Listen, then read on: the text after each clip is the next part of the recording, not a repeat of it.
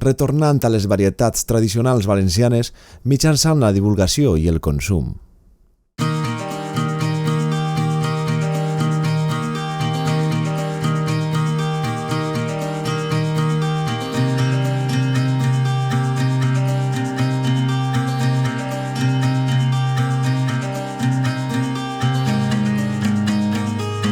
El meló va ser cultivat per primera vegada a Àsia.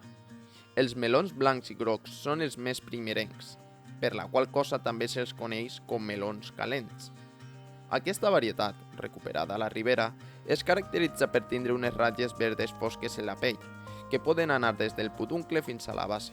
La pell, suau i llisa, és de color crema tirant a verdós, amb ratlles verdes fosques, i quan madura, es torna més brillant. La carn és de color blanc verdós o ataronjat. Es tracta d'una varietat primerenca. La textura de la carn és ferma i suculenta.